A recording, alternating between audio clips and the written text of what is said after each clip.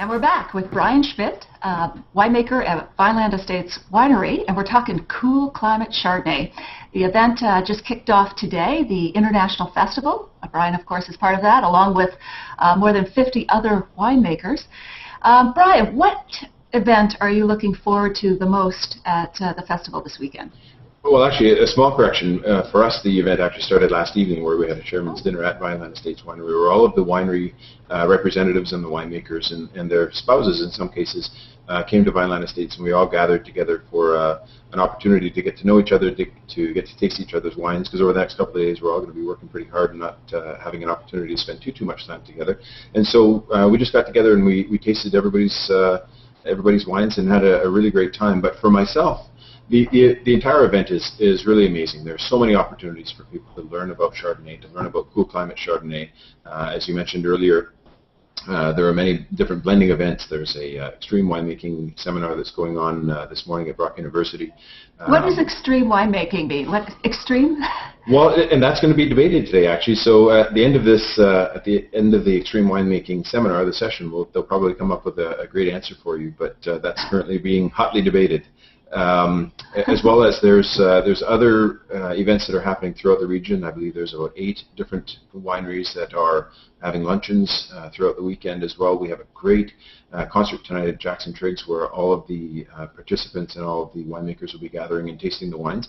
But for me, the one that I enjoy, I'm looking forward to the most, and I think I'm really going to enjoy, is the Chardonnay World Tour. It's a Beyond the Barrel dinner that 7 winemakers, myself and 6 other winemakers, have pulled themselves out of the vineyard, pulled themselves out of the cellars, and will be actually cooking for all of the participants. I believe we're at 500 now that are going to be coming to this event tomorrow evening at the Vineland Innovation Center, where we're going to be backstopped by Eric Peacock from Wellington Court Cafe in St. Catharines, who's a fantastic chef and just a really great guy. He's helped us prepare some menu items that people will be enjoying and pairing with cool climate Chardonnay. So this event will have all of the participants, all of the winemakers, and all 110 wines that are being celebrated here over the next couple of days at that event. So I'm really looking forward to that event. Wow, that sounds like a hedonist's dream. Let's talk about food and wine pairings when it comes to cool climate Chardonnay. Maybe make our mouths water with some of the dishes that you and the others will be serving over the weekend. Gosh. You know what, we've got a pretty great menu lined up. Myself, I'll be doing Ontario pickerel with a celeriac remoulade, which is going to be a perfect pairing for cool climate Chardonnays. And why is that a perfect pairing?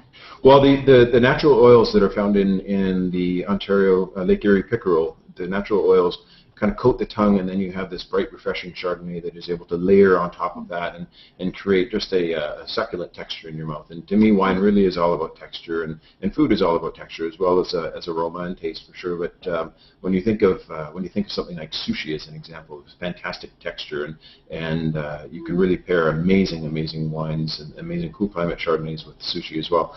I digress. However, the event itself will also have Ross Wise from Flat Rock Cellars is doing a lobster mac and cheese. Again, you're going to get that creamy, rich texture. And it's lobster mixed in with the mac and cheese? I'm not entirely certain. I haven't yet been privy to the recipe, and I'll be tasting that tomorrow night. But it just sounded absolutely amazing when we were all sitting together a number of months ago, putting together our menu ideas. Ross popped this one into the mix, and we all began salivating. So it was oh my goodness, it's going to be a lot of fun. We also have a seafood paella that's being done. And oopsie, sorry, we have this little fly who's buzzing around, who's wanting to be part of the conversation. Like cool climate Chardonnay, yeah. He really does. So yeah, the dinner tomorrow night is just going to be a tremendous amount of fun. It's going to be, I guess, 2 or 3 hours of, as you said, hedonist eating and drinking. And do people wander around, or do they sort of sit down, or just sit where they like, kind of thing? Exactly. It's going to be people just wandering around, chatting with each other. There are tables available that they can sit down, but the food stations itself will be more of a grazing concept, where people will be able to walk up and chat with the winemakers and chat with all of the people that put the event together. Harold Teal and Dorian Andrews has done an absolutely amazing job putting this together, so they'll be there as well. It reminds me of the International Pinot Noir Festival down in Oregon. I love that communal sense, that sort of swapping bottles and just being able to meet the winemakers, to talk to the people who are making the wines. It's unlike traditional wine and food shows. I think this is a great concept for really getting to know a particular style of wine. Yeah, you know what, you're absolutely right. In fact, this event has been modeled to a significant degree over the IPNC, the International Pinot Noir Conference in Oregon. After attending that particular conference, some of the initial organizers of I4C, Harold Teal and Thomas Bachhelder, all got together in Thomas's backyard one evening and said, we really need to find a way to celebrate Ontario Chardonnay, and what can we do? So they began putting this concept together about 4 years ago. Now this is year number 2 for us, and it is certainly growing organically. And the opportunity to have people interact with winemakers and chefs is really very, very interesting. It's also rewarding for me as a winemaker, because I get to see firsthand people's comments, and we're able then to receive those comments and place that into the wine stylings that we produce in the future. And so it's important for us to have that interaction as well. Sounds like a happy cycle. It really is. Okay, which wine of yours are we tasting today? Can you show us? Well, you have it. I didn't bring that one, actually. Oh, okay. To be honest with you, I'm sitting in Henry Pelham's wine store right now. They've been gracious enough to let me use their technology. And so I'd be happy to pull out a Henry Pelham wine. These guys make great wine here, as well as, incidentally, they make great cappuccino as well. Just throwing that in. Just throwing it in. They got a great machine in the back. So I know that you have in front of you, I believe it's our 2011 unoaked Chardonnay. Chardonnay, yes. That wine is. Go ahead. That wine is widely available in the LCBO system. We've had a tremendous amount of success with that particular wine, due in part, I think, to the success of I4C last year as well. We poured that at the first I4C. Tony Asper wrote about it in his article that following week, and we definitely saw a spike in sales. So for us, Chardonnay has not traditionally been our focus. Vineland Estates really is a Riesling house.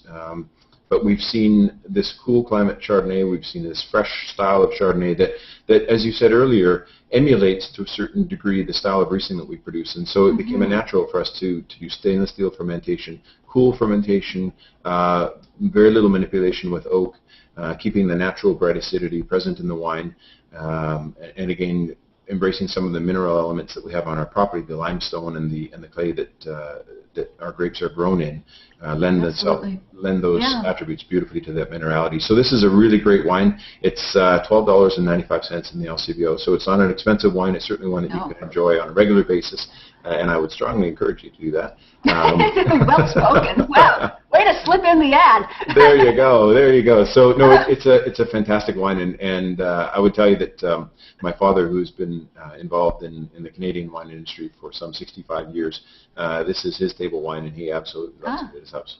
Yeah, it is lovely. And okay, so while I'm tasting and you're watching me taste, tell me about your most memorable Chardonnay experience, cool climate Chardonnay experience. Oh gosh, Natalie, that's an interesting question. There's so many experiences that I could speak about.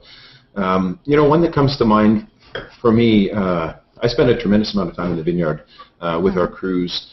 This time of year, probably 80% of my time is spent in the vineyard. Just understanding what's happening with the vintage and the decision that we make. We're constantly sort of tuning the dials of the radio in terms of grape growing, and that's really important for us. And so the time that I spend there, I get to spend with our vineyard crew. And occasionally, and maybe every second or third Friday, what we'll do is we'll sit down at lunch together, and I'll bring out some of the wines that we've recently produced, have our vineyard staff taste these wines so they can understand what it is that they're doing, the efforts that they're putting in the vineyard, and how that's translated into the bottle. It's important for me to have them understand that. And so this past year, just after we had bottled the 2011 Chardonnay, there was a real epiphany for some of the people that had been with us for a couple of years, where they truly began to understand the efforts that they engage in the vineyard, and how that's translated into the bottle, and their eyes widened and big smiles came on their face, and they really began to understand what cool climate Chardonnay is and what it is that we're hoping to achieve. So that was a great day for me. That's awesome, and just that seems to be the whole point of this festival too. Really getting to know from the dirt up where these wines come from, because they are marvelous. Thank you so much for joining me today, Brian. And I think you know, you're allowed to go off camera now and go get yourself some Cool Climate Chardonnay. I'm gonna knock on Ron's office here at Henry Bell and see just what he has hanging out in his back room. And enjoy the festival this weekend.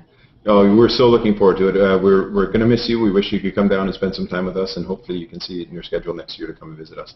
Absolutely. I'm there in spirit. I'm Oh, doing you the video. are for sure. Next year I'll be there in like real life. Wow. No, you've been a fantastic supporter of Ontario, and we really appreciate everything that you do. So thank you so much. Thanks, Brian. Have fun. Thank you. Okay, cheers.